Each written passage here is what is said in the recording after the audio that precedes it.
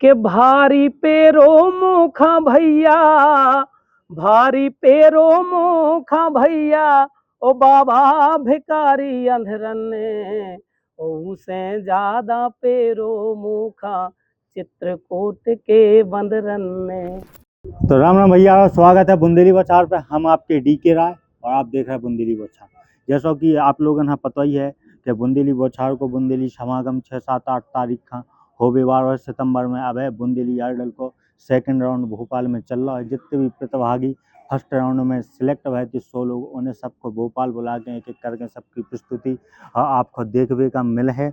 और अब कौन अंदाजों नहीं लगा सकत के बुंदेली समागम के मंच पे को जा रहा हो को नहीं जा रहा हो, क्योंकि एक शेर है तो दूसरा सवा शेर है। हमारे बीच में राजेंद्र मिश्रा जी पन्ना से पधारे हैं। तो पहले तो मिश्रा जी आपका बहुत बहुत स्वागत है बुंदेली बौछार पे। बहुत बहुत धन्यवाद। और सब जनन के पहले तो हमारी राम राम पहुँच जावे। हम आपको बता दें कि राजेंद्र मिश्रा जी फर्स्ट राउंड में नहीं हते और बैटिंग की लिस्ट से आए हैं। तो इनने कछु नाराजगी भी जताई है और सचिन भैया के लाने वो का कैसा सीन है बच्चा। अब वो ऐसा तो क्या मान लो मैं जब 100 जन की लिस्ट डली तो मैं हमें कछु ऐसो आभास बहु के कछु गीत ऐसे आए जो वास्तव में बुंदेली विधा के नाते, तो वो चीज को हमारा ने विरोध करूँ। तो कैसा मतलब तो बुंदेली विधा से का मतलब है कहाँ? मतलब बुंदेली विधा को मतलब जो है कि अगर नाम बुंदेली आइडल है तो मैं कहूँ ना कहूँ बुंदेली विधा जो विधाएं हैं अगर उनके गीत आए तो वो ज्यादा अच्छा। कौन सी विधा को आप सो गीत देख रहे हम लोग? विधा नहीं मान लो मैं एक हमें मान लो एक गीत ऐसा देखने मिलू जो शायद फिल्मी जगत में हनी सिंह ने एक रैप सॉन्ग गाओ तो ऊपे भी हतो और उमें मान लो उनको टॉप 100 में सिलेक्शन। देखो ये आपका निर्णय नहीं है, ये इसकी निर्णायक मंडली बैठी हुई है, वो उसका निर्णय करती है, उसका निर्णय सर्वोपरि। बिल्कुल आपका ये मान लो कहना बिल्कुल सही है, लेकिन जहाँ जो हमें अच्छा लगा वो मान लो उसका हमने विरोध किया। तो क्या सचिन भैया वहाँ पर गलत थे? नहीं, सचिन भैया फिर जब की हकीकत हमें पता चली, मान लो वास्तविकता हमारे सामने आई, तो कहूँ ना कहूँ सचिन भैया को मैं कोनो रोल ना दूँ।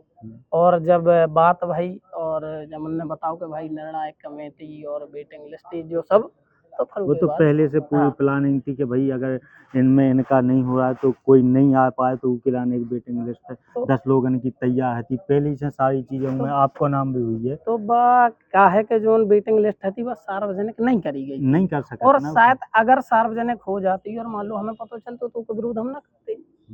बाकी आज आप भोपाल आए, सचिन भैया से मिले, ऑफिस देखो, प्रस्तुति भाई, आज को का अनुभव है? नाराजगी खत्म भाई क्या अबे भी कौन? नाराजगी तो पहले से ना थी और आज भी नहीं है। और रहते आके भोपाल आके बहुत अच्छा लगू, सचिन भैया से मिले और लगभग 10 से 15 मिनट बातचीत भी हुई बुंदेली आइडल के बारे में, और जो है आगामी बुंदेली आइडल को कार्यक्रम है कि कितने तारीख में कौन सी का प्रस्तुति हुई है। और इतने आके और देखो बहुत सारे कलाकार आए, एक से एक कलाकार हैं, आज भी बहुत अच्छे अच्छे कलाकार आए जिन्हें प्रस्तुति दी और भोपाल आके बहुत अच्छा लगू। जब वेटिंग लिस्ट में तुम्हारा नाम हुआ तब कैसा लगा? अब तब मान लो एक अंदर से अच्छो लगो कि चलो भोपाल जाके हमें भी नेगेटिविटी चली गई। नेगेटिविटी तो पहले ही जब बातचीत हो गई थी उसके पहले ही चली गई थी। बिल्कुल। तो आप कब से बुंदेलखंड में काम कर रहे हैं? बुंदेली संगीत का कब से गा रहे हैं? बुंदेली संगीत का है एक तो देखो बुंदेलखंड में पैदा भाई तो शुरू से बुंदेली गाई, और शायद हम जहाँ तक हमें ध्यान है कि जब स्कूल में पढ़ते तब से और बुंदेली से हमारी शुरुआत रही है। और कक्षा 4 में जब हम पढ़ते तब से हमने हारमोनियम बजावे की शुरुआत कर दी। अब कछु संगीत में करू है आपने? नहीं, संगीत में कोनो डिप्लोमा नहीं है, सब सुन सुन के और जो हमारे वरिष्ठ कलाकार हैं उन सबको सुन सुन के और अपन गा रहे हैं। कितने टाइम होगा गाते? हमें लगभग बुंदेली को जो हमने मंच शेयर करूँ पहली बार वो लगभग 2011 का गाऊ था बुंदेलखंडी? अब बुंदेली में यही सब अपने गारी हैं, कार्तिक गीत हैं, बुंदेली लोक गीत हैं, यही सब और भी अन्य विधाएं हैं जो कौन लोक गीत की 2 लाइन है? बिल्कुल। कि गजब रीत चली दुनिया में राम राम राम, गजब रीत चली, गजब रीत चली दुनिया में राम राम राम, गजब रीत चली। कि जन्मदिन में पूजा और पाठ ना किया, कि जन्मदिन में पूजा और पाठ ना किया, ओ पकड़ा दई चाकू और बोझा दे दिया, गजब रीत चली, गजब रीत चली दुनिया में राम राम राम, गजब रीत चली। बहुत बढ़िया, बहुत सुंदर। अबे तक को कोनो मंच जी की कछु यादें हों?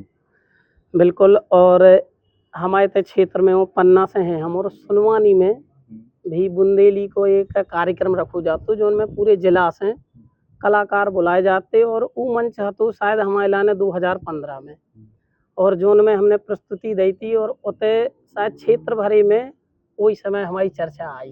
जी। जी। उते का गाओ तो आपने? उते मान लो लेडीज हती हैं एक ज्योति भारती, शायद आपने नाम सुनो हो, या उनने जितेंद्र खरे बादल के संगे पहले गाओ है, और उनके संगे हमने का गाओ तो की जो लाइन?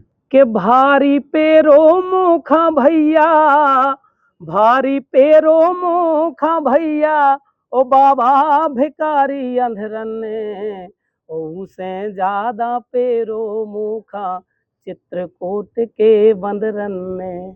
ऐसे के होते बंदरा बहुत परेशान करत, यही से होते जो गीत उस समय हमने जब गाओ तो होते सबने पसंद करूँ, और जो ही सुन के हमें आज कहूँ ना कहूँ मान लो अपने क्षेत्र में एक जब पहचान मिली।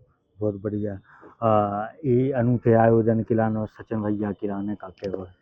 और सचिन भैया की लाने तो हम जो ही के वो है कि देखो बुंदेलखंड की जो जी विधाएं हैं, और आज बुंदेली आइडल के माध्यम से जी बुंदेलखंड तक सीमित नहीं है। आज हम आप सब जने देख रहे थे कि दिल्ली से, राजस्थान से और बाहर से भी प्रतिभागी में भाग ले रहे। अब जो वही बात को जवाब है जो आपने कही कि बुंदेली भाषा की नहीं है, तो जी जो बाहर से आ रहे बे ते बुंदेली में करें, बे इते करें, लेकिन हम उनसे नहीं है कि जिन्हें बुंदेली गाई वो चीज से हमारा विरोध बिल्कुल नहीं रहो। के मान लो जिन्हें बुंदेली गाई वे तो बहुत अच्छी है, लेकिन जिन जोन विधा नाती उसे हमारा हल्को सा विरोध है केवल का के वो है। और के वो हमारा जो ही है कि आज कहूँ ना कहूँ जो न गाँव छोटे छोटे गांव हैं उनसे भी आज प्रतिभाएं निकल हैं, और आज ई इतने बड़े मंच तक पहुंच रही, और ई मैं कहूँ ना कहूँ हमारे सचिन भैया को बहुत बड़ा योगदान है, और बुंदेली बौछार को बहुत बड़ा योगदान है।